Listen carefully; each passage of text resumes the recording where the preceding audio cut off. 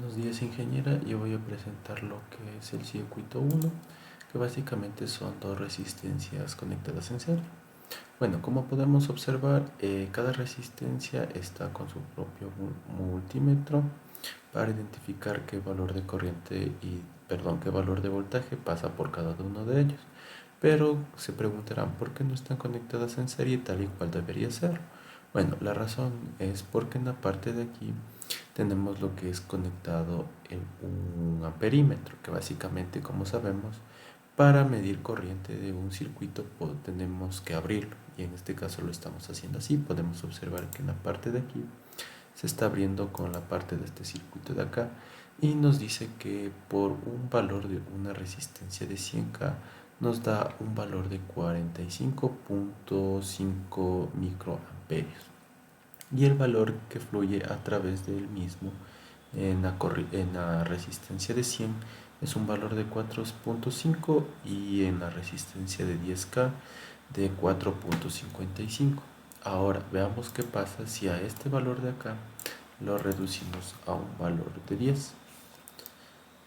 Podemos observar que tanto el voltaje de la primera resistencia como el de la segunda es el mismo. ¿Esto por qué? Porque la suma de las dos resistencias nos tiene que dar el valor de entrada que se está dando al inicio de la fuente, que sería el valor de 5 voltios. Y podemos observar que en cambio la corriente va a ser de 250 microamperios. Pero si ahora está fuera de 1K, podemos observar que en la resistencia de 10K la fija va a ser 2.38 voltios, mientras que está ahí. Mientras que en la resistencia de 1K va a ser un valor menos, y aquí, bueno, como recordemos, esta, esta va a ser la suma, va a sumarse entre las dos para completar el valor de 5 voltios, y podemos observar que la corriente es 45 miliamperios. Esto con lo que respecta al circuito 1. Ahora, para el circuito 2. Para este circuito básicamente hicimos un divisor de corriente, de voltaje, perdón, con una resistencia fija y un potenciómetro. Esto con el objetivo de que podamos observar cuánto es la corriente, cuánto es el voltaje y cuánto es la resistencia cuando en el mismo se le aplica lo que es un valor de 10, 50 y 90% en el potenciómetro. Bueno, en la parte de aquí tenemos lo que es el circuito conectado, básicamente lo podemos observar, pero al igual que el anterior lo podemos ver que está cortocircuitado. ¿Esto por qué? Porque, como lo dije anteriormente, para medir corriente se tiene que abrir el circuito. Entonces podemos observar aquí los valores que ya nos arroja. Lo podemos comparar igual con la tabla, ya que en este caso, como podemos observar, el voltaje del potenciómetro elevado a 10% nos da un valor de 2.50 milivoltios, mientras que el valor de la resistencia fija nos da un valor de 5 voltios directos que están pasando, y el valor de la corriente nos da un valor de 5 miliamperios. Cabe recalcar que para que este circuito nos funcione tenemos que fijarnos que estén bien las conexiones tanto en la entrada del potenciómetro con la resistencia fija y sus puertos BS conectados correctamente tanto a tierra. Y eso sería todo de mi parte. Muchas gracias.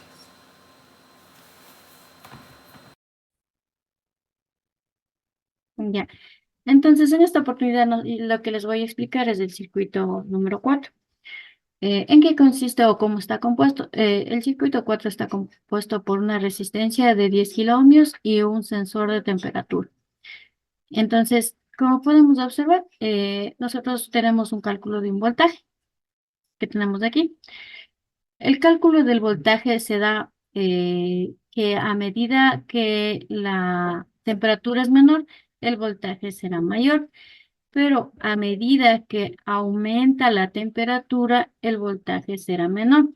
¿Esto qué quiere decir? Quiere decir que la resistencia del sensor aumenta a medida que aumenta la temperatura.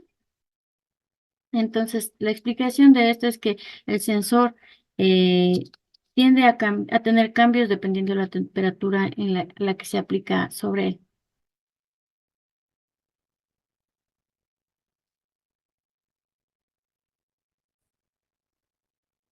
Ya. Aquí podemos observar en cambio el circuito 5. El circuito 5 es el puente de Wilson. Para referencia de esto, lo que tenemos que saber es que para poder medir nosotros, tomar cualquier medida, nosotros tenemos que poner el puente en equilibrio. Lo que vamos a hacer es también mandar un voltaje de 5 voltios, pero vamos a medir la resistencia en el LDR o en la fotoresistencia, que vendría a ser en nuestro puente la resistencia X. Entonces, ahí podemos observar cómo está estructurado este circuito. Tenemos dos resistencias de 10 kiloohmios, un LDR o fotoresistencia, un potenciómetro de 10 kiloohmios o de 20, dependiendo del cálculo que nos dé en el puente de Wilson para saber qué potenciómetro nosotros necesitamos. En esta ocasión les voy a hablar de lo que es el puente de Winston. Básicamente podemos observar el puente de Winston básicamente va a estar relacionado en equilibrar cuatro resistencias. Podrían ser entre fijas y variables. Como podemos observar en la simulación, tenemos lo que son hay dos resistencias fijas que son de 10K y un potenciómetro igual de 10K y una fotoresistencia. Ambos van a ser las resistencias variables, puesto que la fotoresistencia, como sabemos, funciona con iluminación con iluminación y sin iluminación, y el potenciómetro igual como es de 10K va a variar va a variar el valor absoluto de la resistencia que deseamos encontrar. Básicamente el funcionamiento de esto se los explicaré a continuación en el circuito realizado, pero como podemos observar en esta simulación, como las tres resistencias, tanto el potenciómetro, las dos resistencias fijas son de 10K, podemos observar que el valor que nos tiene que expulsar es de 0, como se ve ahorita en la simulación. Pero si ahorita moviéramos este potenciómetro, podemos ver que hasta en la última posición, o sea la posición de inicio, sería un valor casi elevado a 2,5 o 3 voltios máximo, dependiendo de la cantidad que tenga de luz, como es esta fotoresistencia. Por lo que podemos observar, entre menos luz haya, mayor voltaje nos va a dar. Pero tenemos que tener en cuenta una cosa.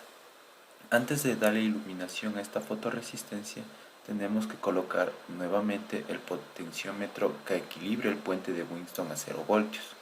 Una vez esté equilibrado, le subimos la intensidad, digamos es luz ambiente, casi sería por la mitad, y volvemos a modificar el potenciómetro. Podemos observar que entre menos luz haya, menos voltaje nos da. En un supuesto caso, otra vez quisiéramos moverlo, volvemos a la posición de equilibrio, que sería el punto cero. Esta posición no va a cambiar, al contrario, nos puede dar valores aproximados a cero, que podría ser 0, 1, 2, hasta 3, pero tienen que ser lo más aproximado a cero. Una vez a su máxima iluminación, podemos ver que nos va a dar un valor aún más pequeño, pero todo va a ser en milivoltios. Veamos que la función del puente de Winston, desde que cambiamos su intensidad de luz, ya sea luz natural o dependiendo qué intensidad de luz estemos aplicando, este voltaje va a ir disminuyendo, pero el punto de equilibrio de este tendría que ser cero. Bueno, una vez dicho esto, procedemos a ver lo que es la... Bueno, una vez explicada la respectiva simulación, procedemos a ver cómo está conectado el puente de Winston. Como podemos observar, estas son las tres resistencias que vamos, bueno, las cuatro resistencias que vamos a utilizar. Utilizamos dos resistencias fijas que son de 10K y dos resistencias tanto como un potenciómetro y una fotoresistencia. Como se mencionó anteriormente, el objetivo del puente de Wheaton es determinar el valor absoluto de una resistencia mediante la comparación de otra resistencia conocida. En este caso vamos a observar cómo interactúa cuando se utiliza el potenciómetro y cuando la fotorresistencia está sin luz, como podemos observarlo en este momento. Casi no dispongo mucho de luz, no sé si se puede observar, y cuando se aplica una cierta luz, como sería en este caso así. Bueno, en el caso cuando está sin luz, podemos observar que entre mayor sea la resistencia que utilicemos, tenemos casi un voltaje de 263. Entre menos luz, mayor tendría que aumentar el voltaje. Pero en este caso, como se está utilizando una resistencia de 10K y el potenciómetro igual de 10K, no sé si se lo puede observar aquí. Bueno, eh, el objetivo del puente de Winston es darnos un voltaje de salida igual a cero. Esto quiere decir que cuando igualemos lo que es las 10K, nos va a dar un valor casi aproximado a cero. En teoría nos tendría que dar un cero absoluto, pero en el puente que podemos observar armado va a ir reduciendo su valor. Va a bajar de 4, después a 3, después a 2, que es un valor ya más o menos equivalente a cero. Y mientras si lo aplicamos luz, igual nos tiene que seguir marcando en el mismo punto que lo dejamos. Pero antes de esto tenemos que recordar, no se lo puede aplicar directamente, sino que primero lo aplicamos todo en cero, o sea, lo dejamos todo en cero y podemos observar, está lo más cercano a cero, esperamos que baje un poco más, como podemos observar ahorita, baja 3, que es ya casi lo más cercano a cero, y después ya aplicamos lo que es la luz sobre la fotorresistencia. Una vez aplicada luz directamente a la fotorresistencia, movemos lo que es el potenciómetro a ver cuánto nos incrementa el voltaje. En cambio aquí podemos observar que mientras mayor iluminación haya, nos da un valor de voltaje más reducido, porque recordemos que anteriormente de lo que marcamos cero y estaba sin luminiscencia, nos marcaba un valor casi de 3 voltios, en cambio ahora bajó a un valor menos de 1 voltio, sería casi 600 milivoltios. En un ejemplo, ahorita le quito la luz y ese valor se puede observar que sube. Básicamente sería ese el puente de Winston. En caso, si es que se desea un valor más, o sea, si se desea, es un ejemplo, este potenciómetro es de 10, así que cuando se le aumenta a su valor de resistencia total, este va a terminar en cero. Pero podríamos usar un potenciómetro más alto, por ejemplo de 100. Esto querría decir que justo habría una línea intermedia donde justo en el valor medio va a marcar los 0 voltios, mientras que al valor más a la derecha puede marcar un valor negativo y a la izquierda un valor positivo y más alto, dependiendo de las medidas que necesitemos.